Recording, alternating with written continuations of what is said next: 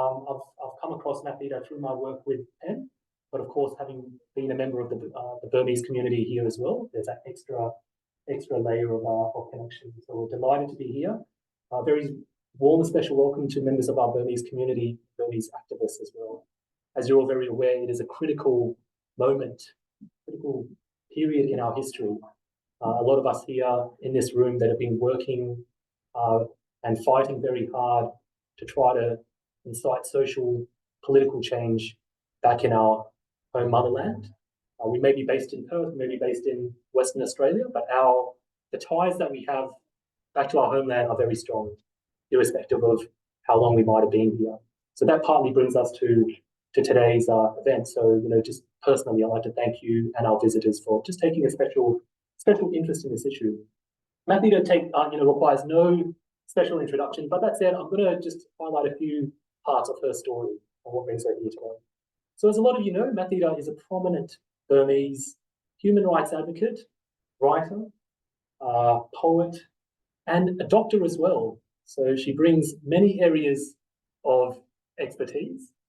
It was in the 90s that Thida was sentenced to 20 years in prison for her advocacy for freedom of expression and literature in Myanmar, a time where free expression was very much limited, and it still is. And Thida served nearly 6 years before being released in 1999. So since her release, she's continued to advocate for the rights of writers, literary writers, but also journalists as well in Myanmar. And in fact, as part of her work, she co-founded the PEN Myanmar Centre in 2013 and became its first president. And she served in this role until 2016. And Thida will tell you a little bit more about it, but her sort of introduction to PEN was very much, I believe, through her experience in prison, because PEN was one of those organisations, along with others, that advocated for her release during her time in prison, and that shed an international spotlight for her case, which is very important to keep that in the international eye. Not always an easy thing. In 2016, Thida was honoured with the first Disturbing the Peace Award by the Václav Havel Library Foundation in New York. I love that title. I think that was noted at the event on Thursday night. She's been a fellow of various international writing programs, and I'll just give you a list of these names: at the University of Iowa, at Brown University, Harvard University, and Yale University. It just rolls off the tongue of all of these prestigious writing programs that you have been affiliated with and have done work for. She's published over 15 books and collections, and more recently in September 2021, Thida was elected as chair of PEN International Writers in Prison Committee, leading PEN's advocacy efforts for persecuted writers all across the world. Since, of course, our military coup d'etat in Myanmar in 2021, Thida has spent her time undertaking writing residencies in both the US and currently in Germany, continuing her work for PEN, continuing her advocacy efforts for what's happening back in Myanmar at the moment. And she joins us after having spent about a month or so on the East Coast through a whirlwind speaking tour in Sydney, Melbourne, Byron Bay, and Brisbane. So she is very much on the leg home. She's with us for about a week and a half before she flies back to Germany. So can I invite you to just warmly welcome our special guest?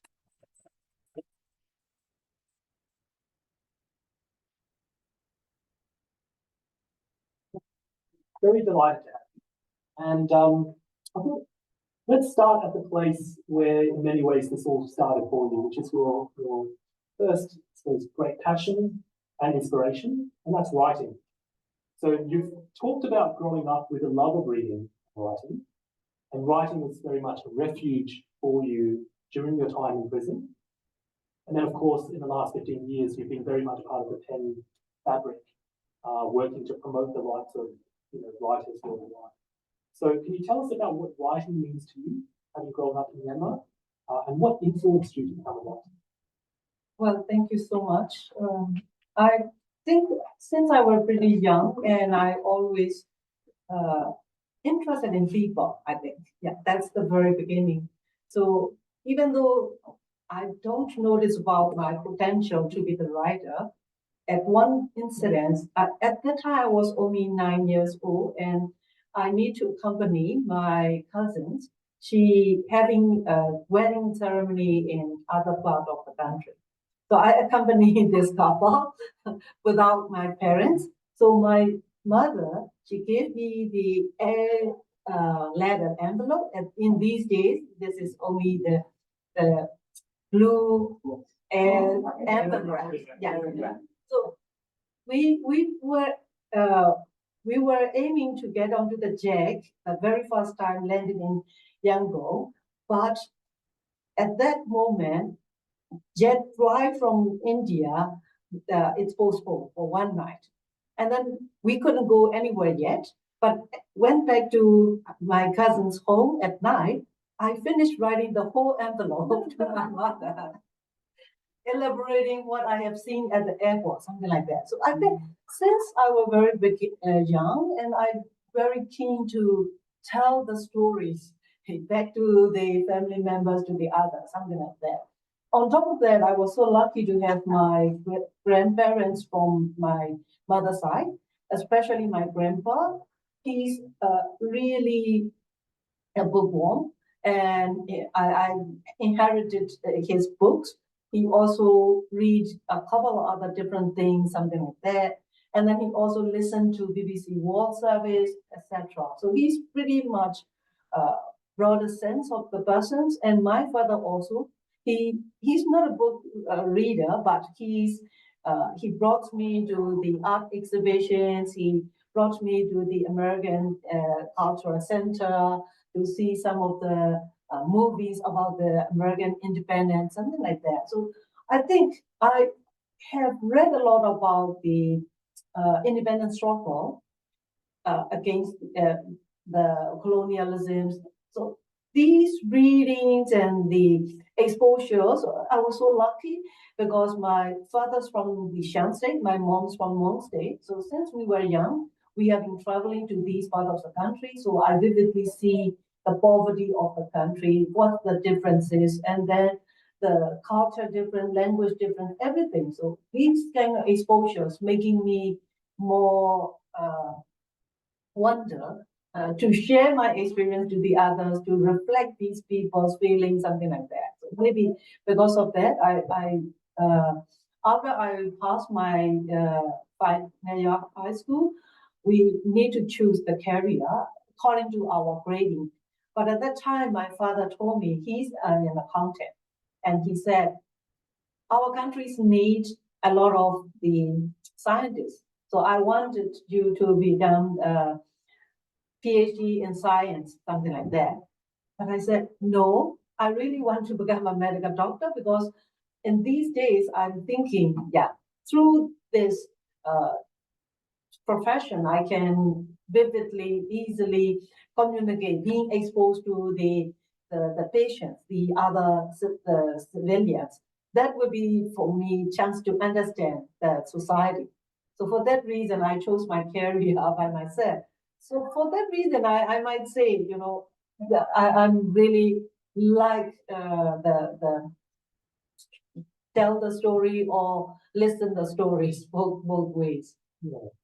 I think you talked very much about the power of language, the power of stories. Can you tell us a little bit more about what writing has meant to you during your time in prison? Well, at that time, it was really very difficult. We were not allowed to read nor write. So it's a very challenging thing, but I've already been very much looking forward to have my own prison memoir. For that reason, yeah, I even was a little bit happy to be in prison because now I have chance to write my own prison memoir. But we were not allowed to read nor write, nothing to think, to write it down. So I try to memorize everything, the date, the incidents, everything. So that's also making me, even though I cannot literally writing much, I can still writing in my mind. That's also very important, you know. So I need to memorize everything, but I was a little bit lucky to have sometimes some small little piece of papers and the pens. So I wrote a couple of pieces in prison. At that time, I was so happy. I I think, yeah, not just writing. In prison, I also smuggled in some books, and we named the books as vitamins.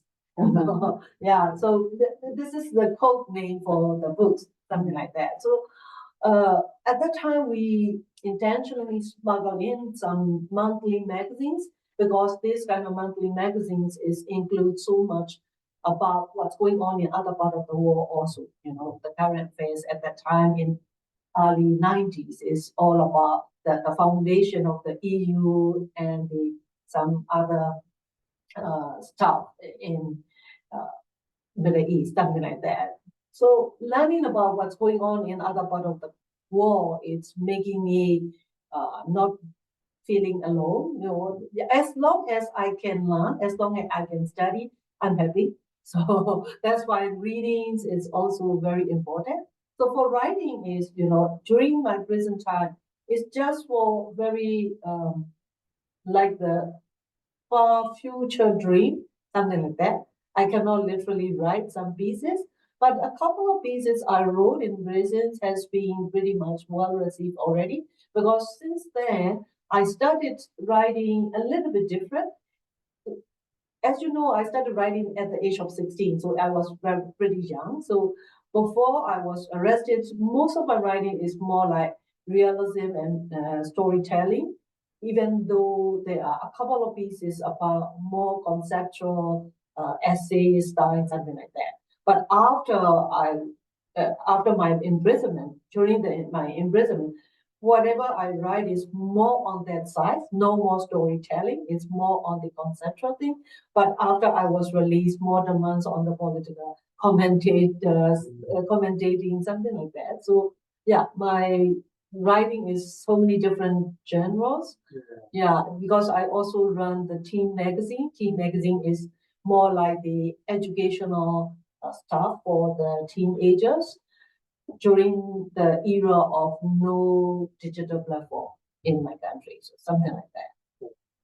Just hearing you talk, I think there are two strands that sort of materialize for me. One is what writing means to you personally, that call towards language, narrative. Then, of course, writing as a political tool, as you started to get involved in, PEN, even before that, just before your time in prison. Writing as a political force to draw attention to what's going on, as a form of resistance. So the audience, so those who aren't familiar with your work, and just for the audience, Thida has just published her latest book called Amaze. Can you please share with us a sample of your writing? So there's a poem you'd like to read to you. Indeed, this one is not part of the book, but yeah, this is the poem is written earlier than the book. Indeed, yeah, I started thinking about the concept of we are no more on the road to democracy. We were and we still in the maze. That's why we just need to tearing down the wall of the maze to get back to the road to democracy. So this poem is written very early, before I started writing the book. The title of the poetry is Get Out of the Maze. No more at the junction of two roads. No more at the fork in the road. We are already in the maze. We know the path is convoluted, but we are determined to walk. Not missing our goal like rodents follow the smell of cheese, without having an experience of what peace is. We just follow the sense of blood rather than carve those passages and get out of the loop into the dead end. But the path tends towards the sea of blood. No more at the junction of two roads. We are in the maze. Flowers might be fallen, but spring won't be ruined. We cry out in the roads, respect our votes. But our roads had been stopped. Our votes had been chopped. No more fork in the road. We are trapped in the maze. Fight or fright, passage to the prison or to the tomb. We can only choose the right not to flight. Someone arrested this evening The next morning, the family received his dead body. Why can we still choose to be frightened? Many of us who were ambiguous choose the path of armed struggle, no more at the junction of two roads. We are in the midst. An eye for an eye would make the whole world blind. But among intellectual blinds, an eye on the walls of a maze would shoot you to death. And there are many eyes fixed on this puzzle truth. There will be no branch without a watching eye. No more fog in the road. We are in the built maze. We still need to reach our goal, though we are forced not to choose the paths anymore. We can still break down those universal walls. Together, we can still make the maze into an organized space of certain future with common interests and shared values. We just need to be aware of what this maze is and how we can turn it inside out. Let's get out of this maze together.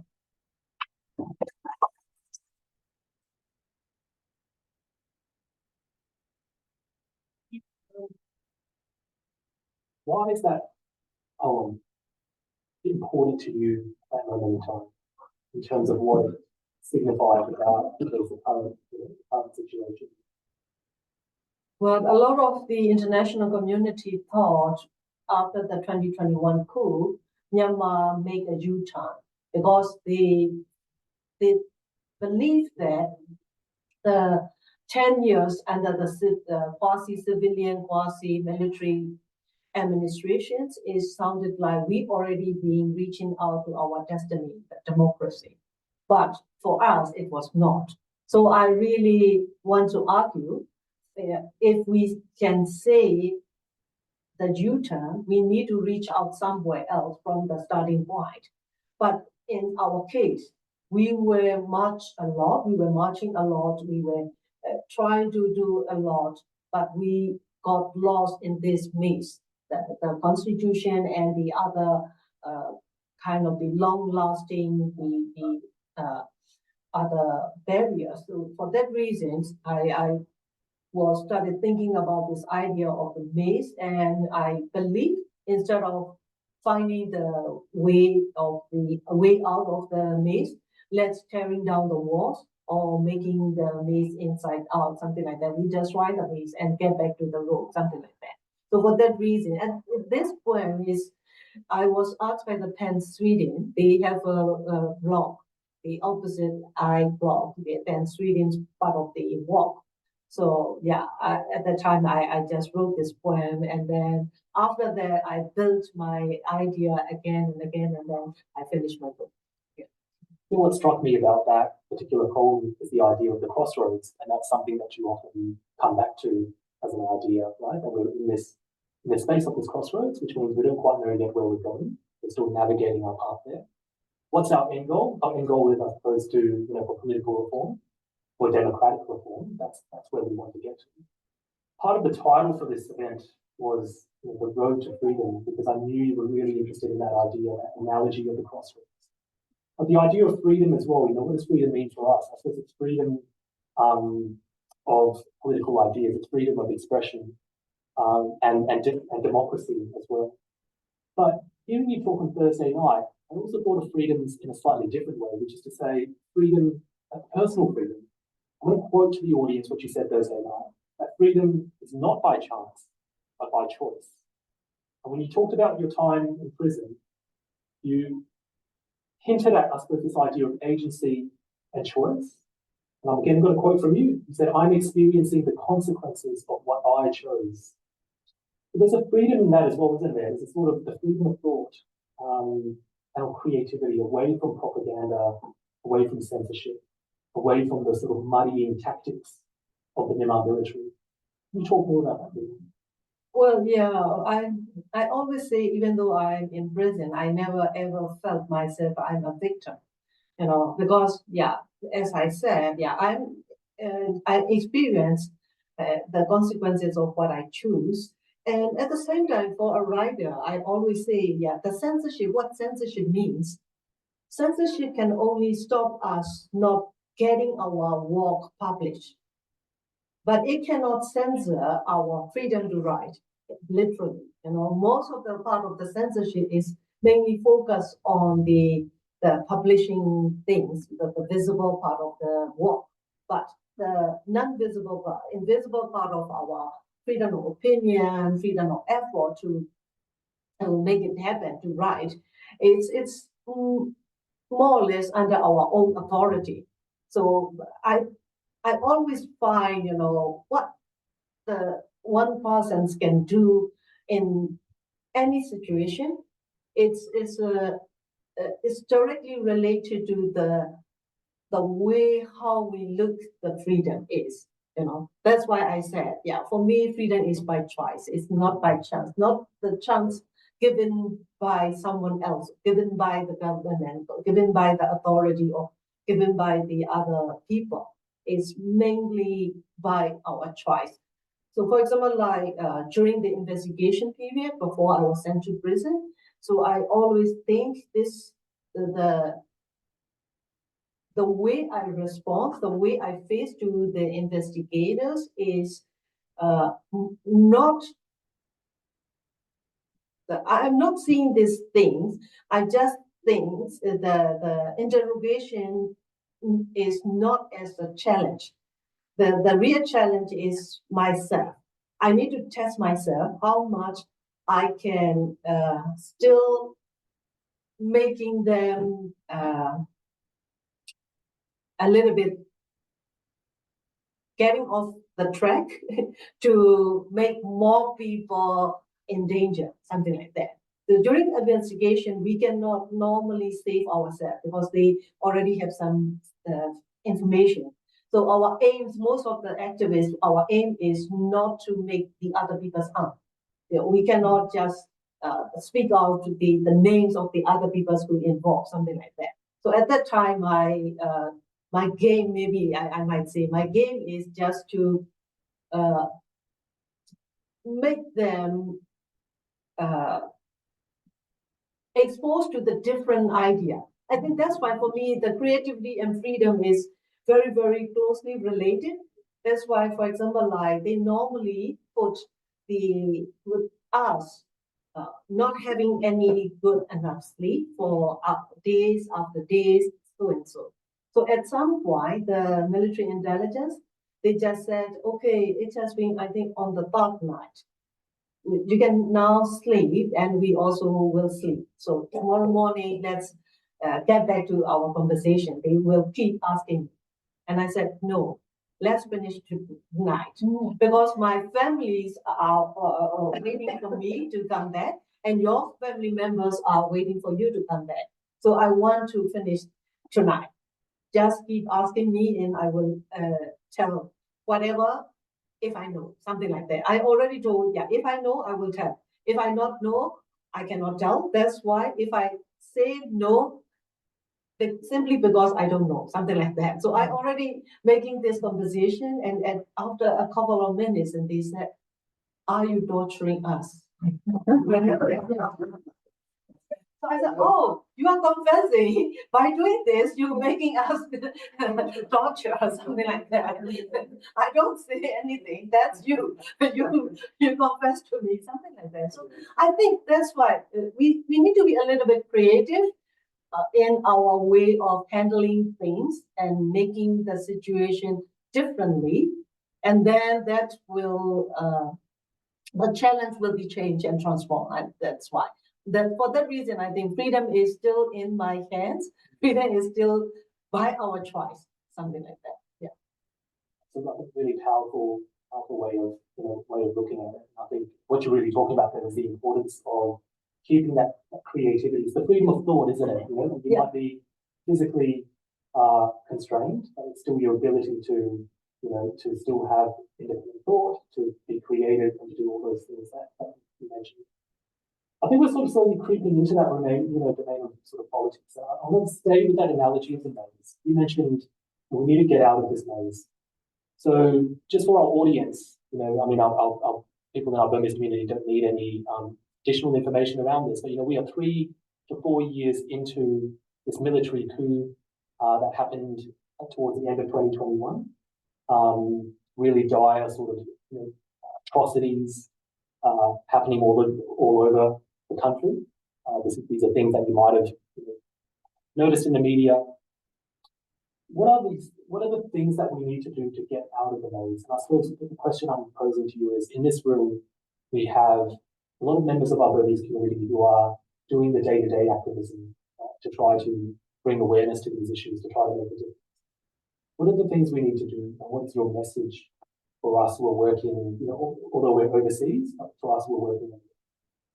Well, for that reason, I think I wrote this book mainly for the non-Burma, the foreigners audience, because this book has so many informations about what's going on, especially after the 2021 coup. But as the name as a maze, I try to identify what are the walls of this maze. And then sometimes in my understanding, some of the walls are thick enough. That's why we cannot see beyond it. And we thought a little bit the corner space as a freedom. And then we enjoy, this is the enough space as freedom, It's a corner space, but we thought it's a freedom. For that reason, for some walls, since it is so thick, the builder is, of course, mainly the military. But the civil society also try to reinforce this wall without knowing it, because of our cultural belief or with limited understanding about what is democracy, what is actual federalism or freedom, something like that. So for that reason, if we really want to get back to the road to democracy, road to federalism, we need to tearing down all the walls. So in this current Spring Revolution is trying to do this wall, tearing down the wall. But it might not be enough, especially in the eras of the digital tyranny. It is not just for us, it's for the global issue. Digital tyranny is very intense with the algorithm, AI, and some other digital dictatorship constraints. I think the misinformation, disinformation, and malinformation is very intense. And our civil societies are not just the civil society inside the country, but also the diaspora. The media literacy, information literacy is very much not well received. For that reason, I think without knowing or with knowing, we are also reinforcing these walls, something like that. So in this moment, if we really want to have a better future with full federal democracy, we try to react, not using the way, the similar way we have been using all these history, So we need to be very sensible, very careful, very responsible. How do we behave in terms of physical behavior or the verbal behavior? I cannot control the mental behavior, but yeah, I just want to say this is very important, because if we cannot handle these things, even though the military dictatorship might be eliminated, but we will still be behind the wall. We will still be in the mix, something like that. Going off that idea of breaking down walls, I just want to give, this was something that was covered at the talk on Thursday night, but Myanmar has been one of the longest running armed civil conflicts since independence. Okay, and a large part of that is that it's mostly been between the Myanmar military and different ethnic armed groups who are all fighting for political autonomy or territorial autonomy. But also that means we've got over 24 armed ethnic organizations. And at the moment, a lot of them are fighting against the Myanmar military, and are unified on that front. But Myanmar is also a multi-ethnic nation. and we've got 135 ethnic groups, 8 national races, so to speak.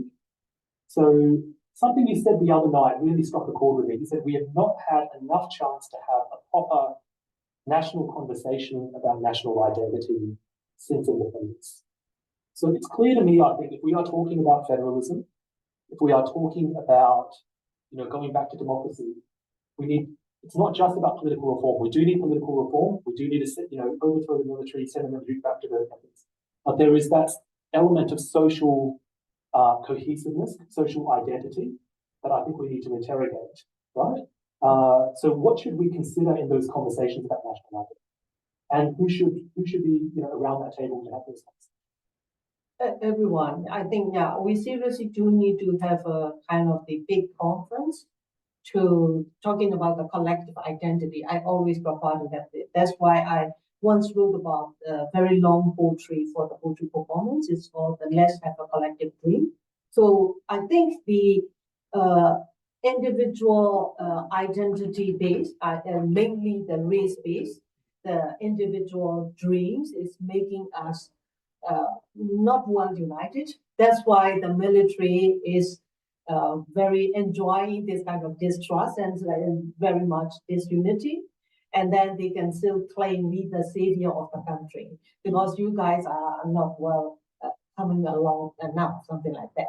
So for that reason, I think it's very serious for me, especially I having telling this also. When I talk about the maize, it's not just the domestic maize. We are in between very big countries, the India, China, and Bangladesh also. So very populated and very powerful countries are next to us, even though some people, some group of identity people are thinking of having their own sovereignty in the ways of,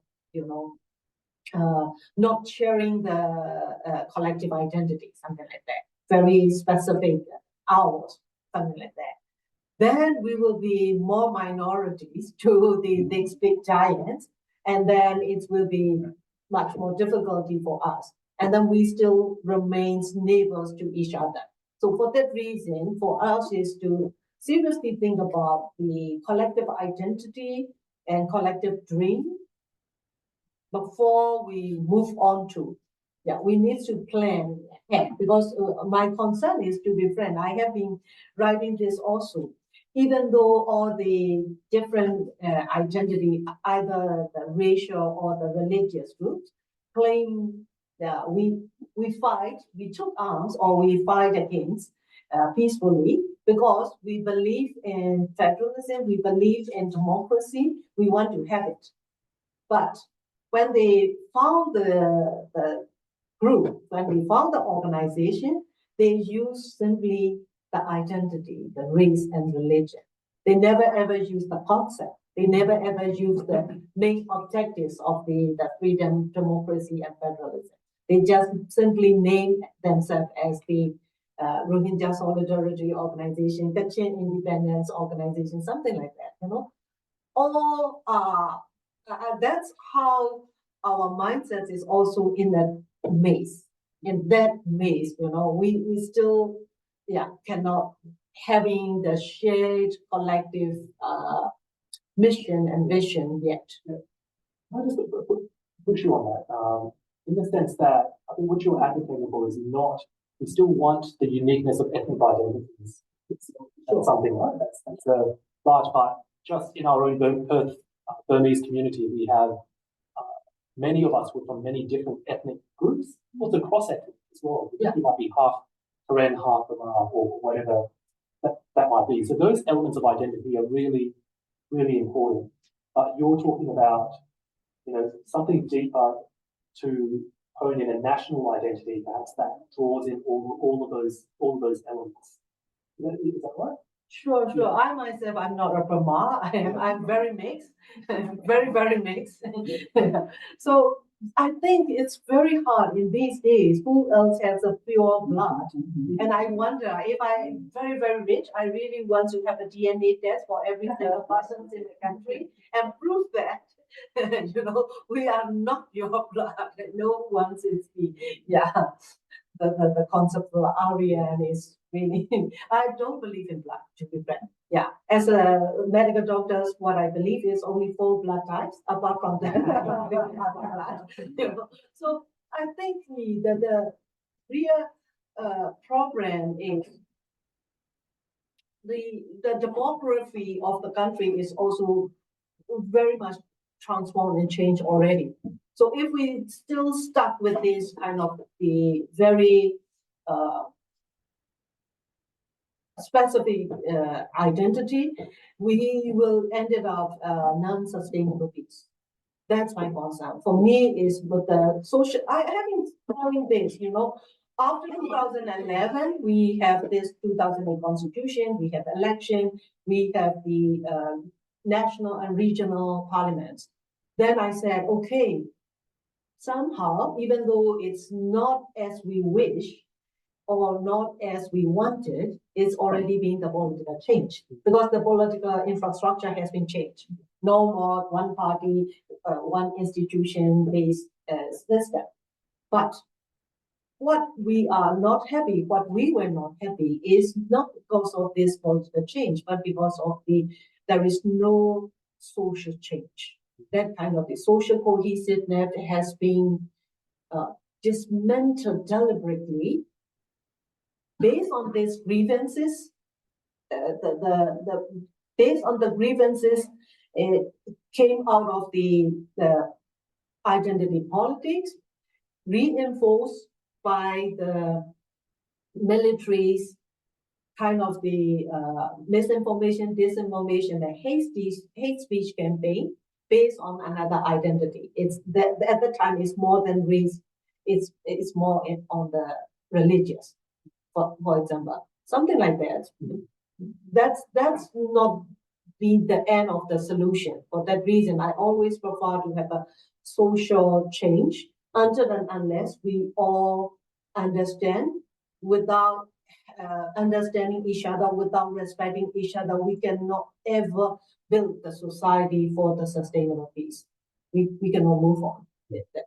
Yeah. Is that partly task for the national unity government as well in terms of that work? So you're talking both about political change, but also the social change, and that is something that I've noticed as a key, departure from any previous ways, which is to say that you're looking to get representation from those different ethnic groups within leadership.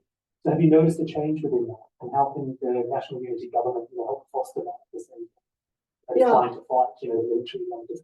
Yeah, right now the formation of national unity government is really mixed. 32% is the elected members of the parliament from one political party, the winning political party.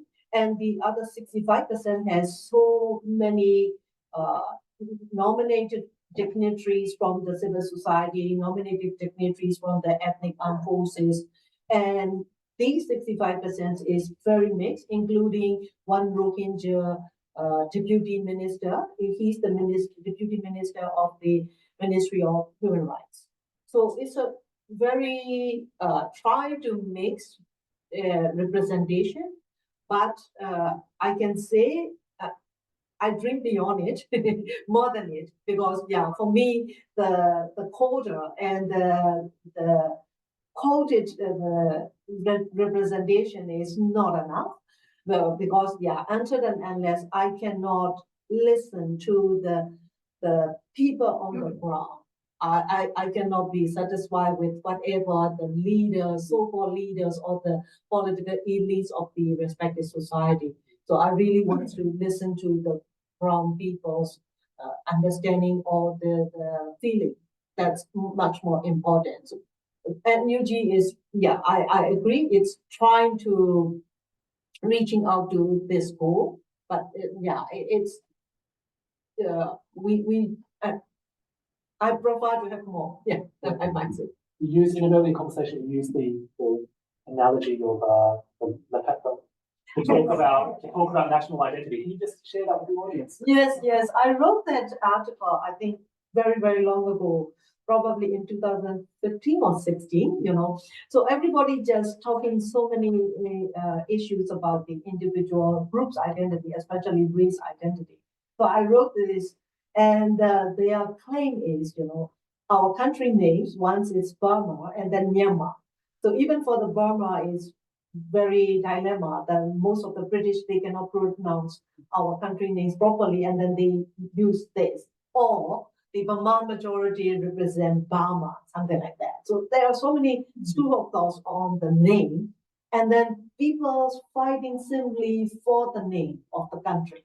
It represents only the one particular group of people, or it represents all, something like that. And then I wrote this article. So the theme of the article is just looking for the collective identity to promote ourselves as a society as a whole, to the others, to the world, something like that. And then I said, okay, the way we eat tea is very different from all over the world. Everyone just drink the tea, but we ate the tea. We call tea leaf salad. So we literally preserve the tea leaves, and we put the crunchy beans, the dry garlic, the dry shrimp, the peanuts, and some other beans. And then sometimes we put the cabbage, the slices of tomatoes, and we put the lemons on it and chili, something like that. So that's why I wrote this. Okay, for us, when we talk about le peto, the tea leaf salad, we exactly know what's in it. And we don't need to call this is the food, include lepet leaves, the dry garlic, dry shrimp, tomatoes. We cannot count every ingredient as the name of this dish. Then we simply say lepet. What's wrong with this? Lepet is the key ingredients, and is the majority of the dish is lepet, tea leaves. So that's why we call it the tea leaf salad, something like that. So the name of the country or the other is more or less the same, this analogy, So for that reason, the real challenge is all of us should be very ready. We cannot be weak. Or if we put the very bad quality of the peanut, very bad quality of the tomatoes, the dish will be ruined. So we need to be, every single part of the dish should be very good, and we should keep our identity as much as we could, the good quality tomato, good quality garlic, good quality tea leaves. And then to promote ourselves as, if you hear tea leaf salad, we are all together. It's not just tea leaf. You need to expect, when you hear tea leaf salad, you need to expect it is not just tea leaf, it's with some other ingredients. That's how we can act to react or promote ourselves to the others. Then we will walk. This how we can build the identity, the collective identity. For that reason, I'm happy. Yeah, I prefer not to be identified by race nor religion. I just want to be identified very simpler as a human being. That's more than enough for me. Thanks, Thida. This is the way of thinking about culinary diplomacy. But no, I think it's a serious point around, it's a very simple metaphor, but the pan-Burmese identity, right? And I think, and I'll say this, since the coup, we've had, even just if we look at our own Burmese community in Perth, a lot of the different ethnic groups have come together. Prior to that, we used to have maybe different ethnic groups vying for their own, their own people, and that, I think that's valid as well, But it's also thinking about how we come together to try to, keeping those individual flavors you're talking about, of each of the sort of interesting things of our different ethnic groups, but trying to promote as much of that unified identity. Because that's also the heart of this government that we are all championing, national unity government. So a nationally unified identity must be at the core of that to help it. I'm conscious of time, so I want to get through just a couple more questions before I throw it to the audience. You've been on a tour of Australia and have brought awareness to the Australian public while writing communities, and hopefully a couple of politicians along the way as well. And so we know that there's much more that the Australian government can do. There are a lot of us in the room who are, who have been lobbying politicians to see if there is more assistance that they can provide. What message do you have for Australia's politicians? What would you like to see them do to support Myanmar people, the Myanmar country, also maybe the Myanmar people in Australia? Well, yeah, first of all, deep enough, I might say, because most of the information the other countries, other peoples have about us is pretty much superficial. So deep enough about what's going on right now and expand their knowledge more through the local, the Burmese community here. That's the best way to understand the picture, because they are the key supporters. So communicate with the local Burmese community here in Australia, and then learning about the other ways of helping. Because, for example, like according to the Western democracy logic, the election will be the end result, and it's a strategy, after the election and transfer the power to the winning one, that would be the end of the problems. But for us, it's not. So for that reason, why the current revolution decided to take arms, why people keep rejecting the new election instead of approving the 2020 election results. There are so many layers of the incidences and the stories. Please understand, please try to understand this, and then help us in other different ways. Of course, we want to get rid of this military dictatorship. Without it, we can not ever having the social harmonies and the cohesiveness in the country to keep running the country as a whole as a free and sustainable, peaceful country, something like that. But on the other hand, the side effect of the current military coup is 3 million intermediate stage people, and I don't know the exact number. So many people like myself spreading out all over the world, and we just simply need the legal support, legal legitimate status. Apart from that, we are very okay. And for that reason, for example, like humanitarian visa or some other issues is also very important in terms of helping the civilians perspective. But on the other hand, we prefer to have kind of the armed embargo and the aviation fuel embargo and the targeted economic sanctions to fuel the process of the elimination of the military dictatorship. So there are so many ways, and I think right now, since Ms. Julie Bishop having the position of the special reporter at UN, so through her, I think more on the things, and then I also want to have to prepare for the long-term plan, for example, like the security intervention, because after taking down the military dictatorship, we still might having some sort of the internal instability, something like that. So that's why the international community's security intervention for the benefit of the innocent civilians is much needed also. Yeah, absolutely. I think in that way we need to learn from our history as well. If we think about, pre-1948, we were fighting for independence. Independence finally came, but right after independence, it's exactly when things are most unstable, things are vulnerable, and then within 12, 13 years, we had our first military coup. And I think that's something for us that longer term, I know it's very difficult to see beyond the current conflict because it's all consuming at the moment. There's been so much violence. We all have family members and friends who are on the ground. If we get to that point that we can envisage, that point of the revolution, as you say, that in itself is not an exit, because then there are a whole set of other issues, right? And so like that security intervention or this sort of assistance that you're talking about, I think is really important.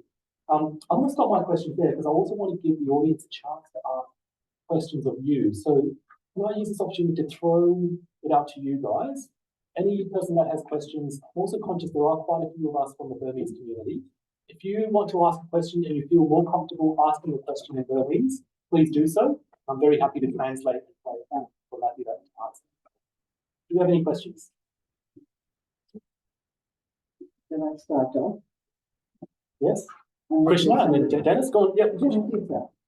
Oh, just following on from what you just said, Tigger, I wonder what you think is a proper role for ASEAN, because they've done something, excluded the regime from some of the ASEAN meetings, but not done a lot else.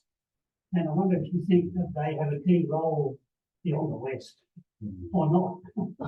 Well, ASEAN is more like because of the non-interference policy. Yeah. It's been very, very challenging for any ASEAN countries, and most of the ASEAN countries are also not pure democratic countries. Yeah. So that's for that reasons. Yeah, that's why I said we have several maze we need to get out.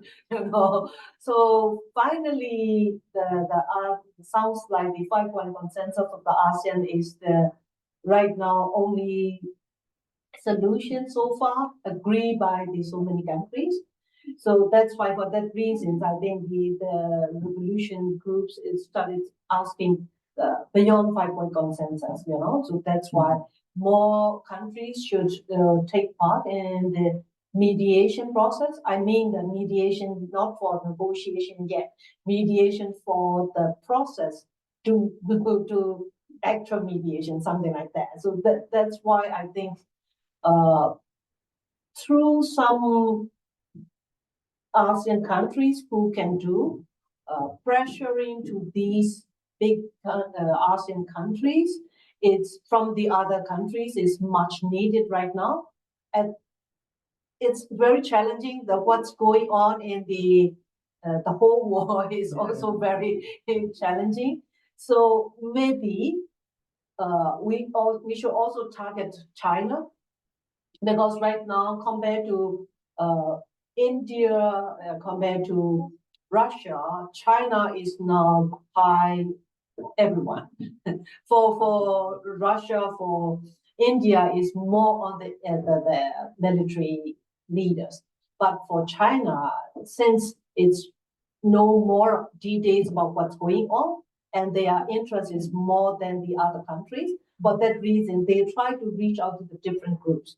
So maybe the policy from the other countries is not just through the ASEAN, but also through China. China might help exit strategy for the military group leaders too, something like that. Mm-hmm.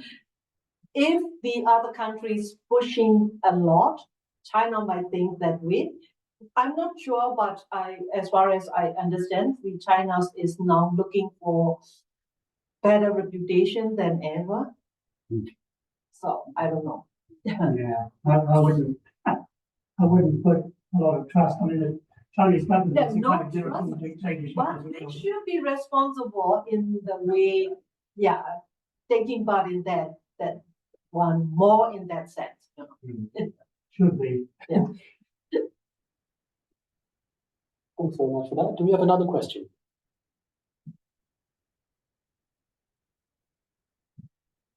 Krishna. I was only doing it to start it off. So a couple of quick comments. One is your story about trying to remember everything in the prison when you couldn't write reminded me of another very famous Southeast Asian writer whose name is Pramudia Anantatur. Oh, yeah. The Indonesia's greatest writer. Pramudia wrote initially, the way he remembered this massive 3-volume story was by telling, orally recounting the novel, 3-volume novel, to his friends in prison. And then eventually PEN International managed to get a typewriter to him, and then he could start to write. So I was wondering whether you were in a situation where you could talk to other people in the prison, or were you actually in isolation, and how did you deal with the isolation? Because that's quite an interesting story. Well, I was mainly kept in my cell alone, but there are other cells in the compound, and I can communicate. Yeah, that's why I'm here. I'm visiting my friend from Brazil in Perth. Yeah, so there are other people. It depends on the guards, but we can mainly communicate with the others. Yeah.